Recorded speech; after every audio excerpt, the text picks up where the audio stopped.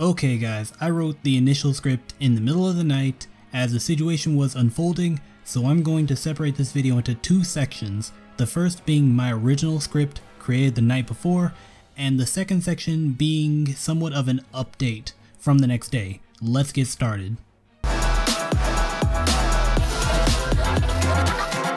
What's up guys, it's me Zero to my Kitsune, and what can I say, if you are a fan of ecchi or fan service, then today Steam has most likely done something that if you didn't know about it will probably enrage you.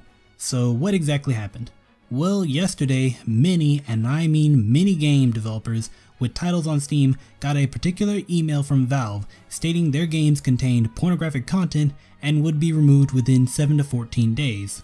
We are talking games like Tropical Liquor, Mutiny, and even Honey Pop. The problem with that is that many of the games targeted did not have any actual sexual content in them, with the games being the safer work versions that were specifically made for Steam in many cases. Now, an important thing to note is that the situation is an ongoing event and not much is known about why this is even happening, since Steam at the time of writing hasn't commented on any of this, because why would they? Even if held at gunpoint they wouldn't. So take what I'm going to say with a grain of salt. But I do have some running theories obtained through conversations with people who have connections to these developers. The first and most easily solved theory is that the Crackdown is focused on games with exposed breast. While the sexual content in these games are censored or removed to fit within Steam's vague guidelines, the developers affected may have left in exposed breast as a way to slightly push the boundaries a little, or potentially because the devs saw no harm in non-sexual upper body nudity, as Steam has plenty of other titles that show full nudity in non-sexual ways, a prime example being Conan Exiles, a game notable for having nudity but also being able to be played on Twitch, which is a double standard on Twitch's part but a topic for another video.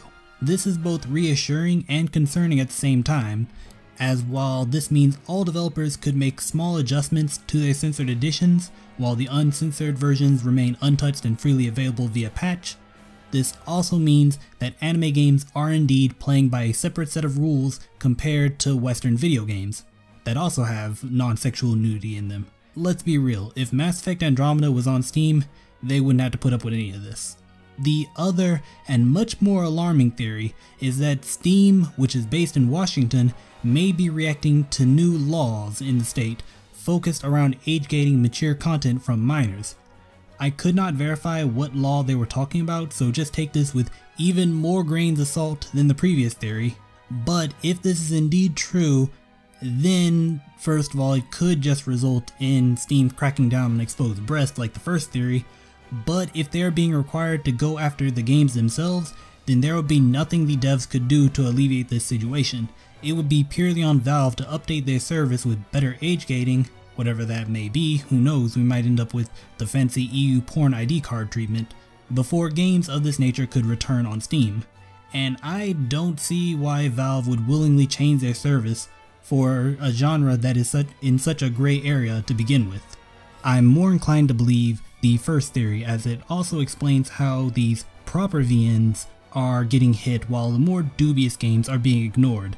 These games, since they were already basically porn, over-censored themselves for the Steam release, with nary a nipple or titty to be seen in the base version before patching. Truth be told, the patching situation on Steam tells me Valve previously did see some value in these games being on Steam, as this was their olive branch to the genre.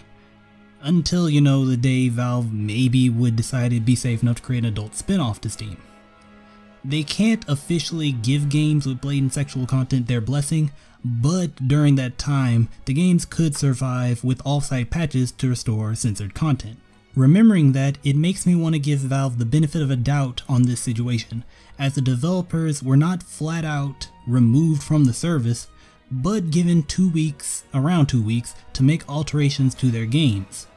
And actions are in the end worth way more than any words Valve could present to this situation. With that said, words do alleviate stress and help devs walk the thin ice that is the Steam platform, so this lack of transparency that is not only a Steam problem but also a big problem on online platforms in general, it is concerning.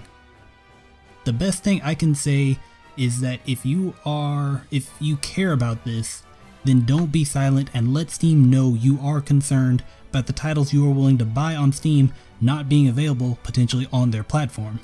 And maybe if enough people show their support, Valve will be encouraged to at the very least work with the developers to keep their games on the service. Okay, part 2 everyone, and this is gonna be somewhat shorter. I have a few notable updates on this situation. The first being, surprise surprise, way more games got flagged over the course of 24 hours. Now we include things like Karma Sutra, Galaxy Girls, and even the Manga Gamer backed Kindred Spirits. The latter being particularly alarming because Manga Gamer has worked closely with Valve previously to ensure that these games follow the Steam guidelines. The second update is that the Washington Theory has been removed and replaced by something much worse and much more all-encompassing, and that goes by the name of the GDPRK.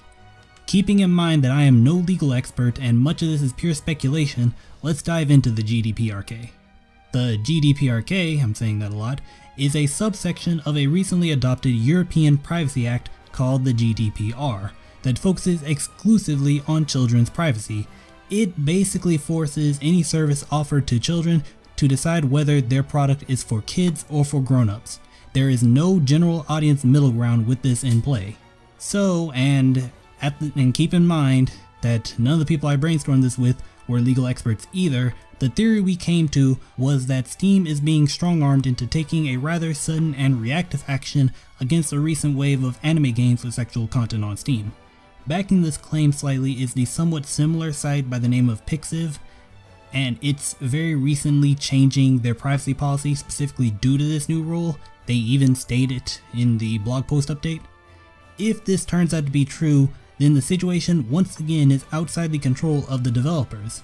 And on another note, I am very creeped out by the implications that EU rules can have such a widespread effect on the internet and as a result affect the lives of people living in the US. That is something to think about. The only positives is that even if this is true, the first theory of remove uncensored tits from Steam could still hold water here. But why Steam would go about it in such a half-cocked method of not telling anyone about any of this is beyond me.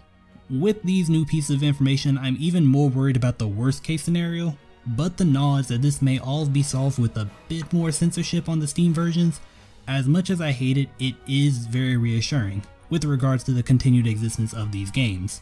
That's really all I have for an update on this subject. Still though, before I end the video, I want to reiterate something I said in the first part. If you care about this, don't be silent and let Steam know you are concerned about titles you are willing to buy on Steam not being available on their platform. Stand behind the games you want to support and let Valve know. And if they do end up leaving Steam, then keep an eye out for another platform that will host them and show them the support that you were previously going to give to Steam. That's all I have to say on the subject, and I'll see you guys next time.